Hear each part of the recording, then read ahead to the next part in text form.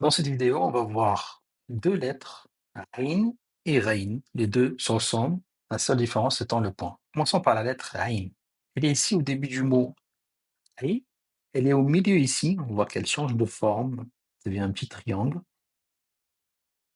dans le mot Hubba. À la fin aussi, dans le mot Osba, pour écrire Ain. Quand elle est isolée, on va écrire de cette façon.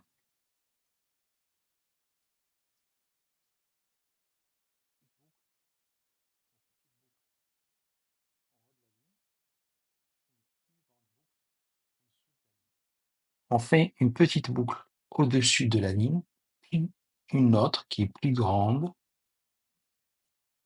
en dessous de la ligne. Quand la lettre Ain est au début d'un mot, on va l'écrire de la manière suivante.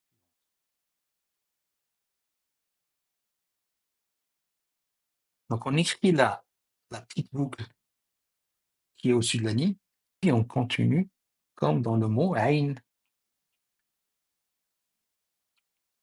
Quand la lettre est par contre au milieu, elle change de forme comme suit.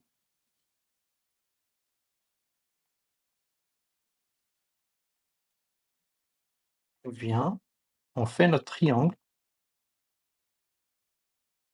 et on repart. Quand on écrit par exemple le mot Qubba,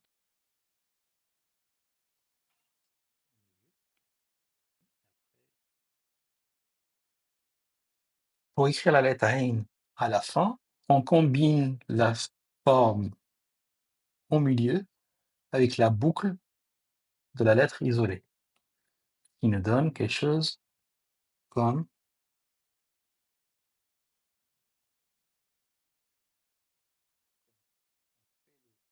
Donc on voit bien qu'en arrivant, on va faire notre triangle,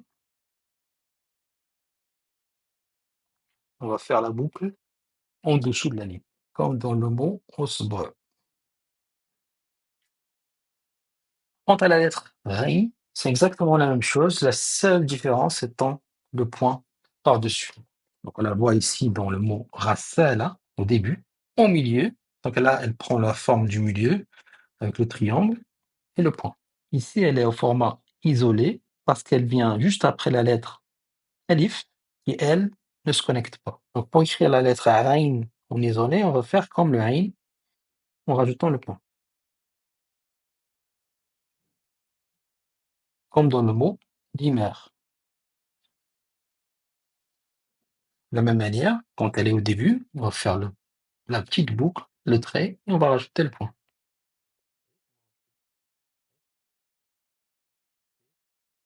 Comme dans le mot Rasala, donc on fait notre Ain et on continue. Au milieu, elle va prendre la forme triangulaire.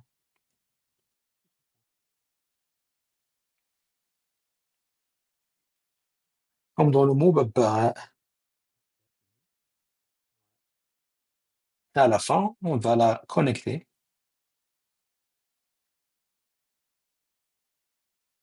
comme dans le mot Sabara.